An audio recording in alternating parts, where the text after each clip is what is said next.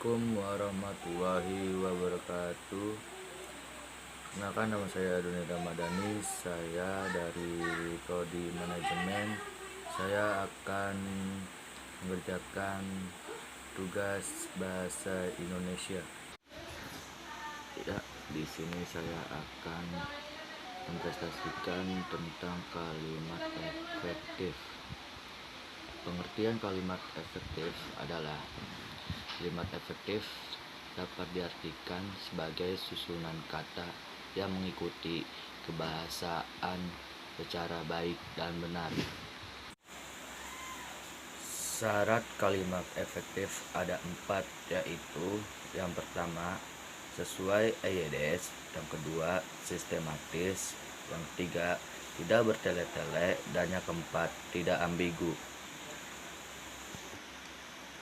Sesuai EYD adalah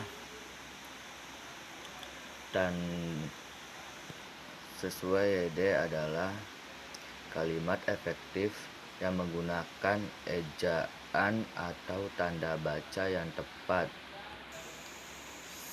Sistematis memiliki susunan subjek, predikat, objek, dan keterangan. Tidak boros dan tidak bertele-tele maksudnya tidak boros menghambur-hamburkan kata-kata, dan tidak bertele-telenya mendatangkan sebuah kata yang tidak baik.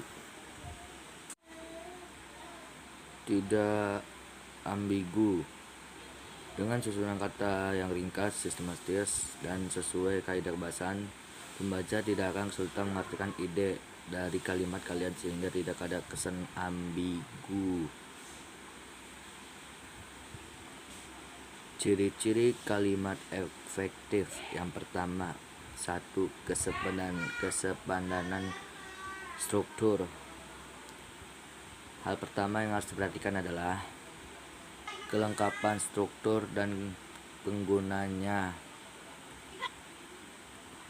Ada beberapa hal yang menyangkut secara ini.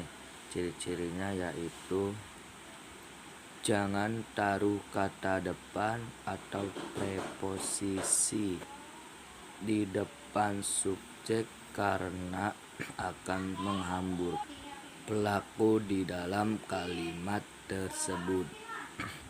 Contoh kalimat efektif dan tidak efektif: semua peserta hadir tepat waktu, yaitu kalimat efektif. Bagi semua peserta diharapkan hadir tepat waktu, itu tidak efektif.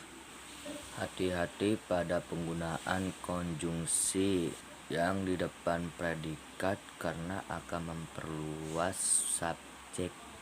Dia yang pergi meninggalkan saya, itu kalimat tidak efektif. Dia pergi meninggalkan saya, itu kalimat efektif. Tidak bersubjek ganda, ini yang D. Bukan berarti subjek tidak boleh lebih dari satu, namun lebih menggabungkan subjek yang sama. 2. Kehematan kata. Karena salah satu syarat kalimat efektif adalah ringkas dan tidak bertele-tele, tidak boleh menyusun kata-kata yang sama di dalam kalimat. Ada 2 hal yang mendukung kalimat membuat kalimat yang boros sehingga tidak efektif. Yang pertama, pengoperasian kata jamak, dan yang kedua, mengenai kata-kata bersinonim. Untuk menghindari hal-hal tersebut, berikut ini contoh kesalahan dalam jamak dan sinonim yang menghasilkan kalimat efektif. Contoh kata jamak: para siswa-siswi sedang mengerjakan soal ujian masuk perguruan tinggi, itu masuk kalimat tidak efektif. Siswa-siswi sedang mengerjakan soal masuk perguruan tinggi, itu masuknya ke kalimat efektif. Ketidak efektif kejadian karena kata para pekerja pada jumlah jamak, sementara siswa-siswi juga mengarahkan pada jumlah siswa yang lebih dari 1. Jadi hilangkan salah satu kata yang merawat pada hal jamak tersebut. Contoh kata sinonim: ia masuk ke dalam ruang kelas, itu kata tidak efektif. Ia masuk ruang kelas, itu masuknya kalimat efektif. Ketidak efektifan terjadi karena kata masuk dan frasa ke dalam sama-sama menunjukkan arti yang sama. Namun kata masuk lebih tepat untuk kalimat efektif karena sifatnya yang merupakan kata kerja dan dapat menjadi predikat.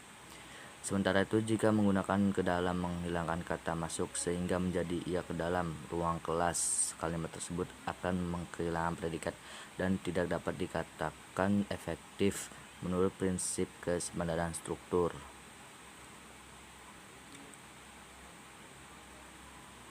3. Bentuk kesejajaran. Ciri-ciri yang satu ini kekurangan soal imbuhnya dalam kata-kata yang ada di kalimat. Sesuai posisinya pada kalimat itu, pada intinya kalimat efektif haruslah berimbuh paralel dan konsisten. Jika pada sebuah fungsi digunakan imbuhan, selanjutnya imbuhan yang sama digunakan pada fungsi yang sama.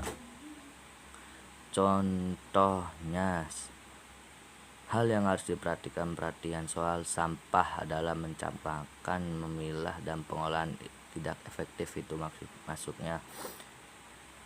Hal yang harus diperhatikan soal sampah adalah cara mencampakkan, memilah, dan mengolah itu efektif.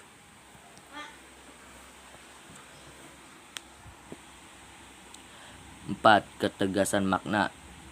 Tidak selamanya subjek harus berada di awal kalimat. Namun memang subjek peletakan harus selalu mendahului predikat. Akan tetapi beberapa kasus tertentu kalian bisa saja meletakkan di awal kalimat untuk memberi efek penegasan ini agar pembaca dapat mengerti gagasan utama dari kalimat tersebut. Penegasan kalimat seperti ini biasanya dijumpai pada jenis kalimat perintah, larangan, atau anjuran yang umumnya diikuti partikel lah ataupun.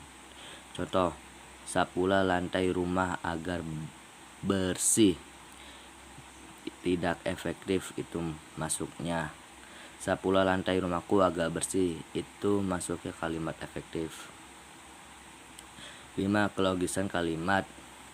Ciri-ciri kalimat efektif yang terakhir yang amal penting. Kalimat kelogisan yang kalian buat keinginan penting untuk menghindari kesan ambigu pada kalimat. Karena itu buatlah kalimat dengan ide yang mudah masuk dan masuk akal.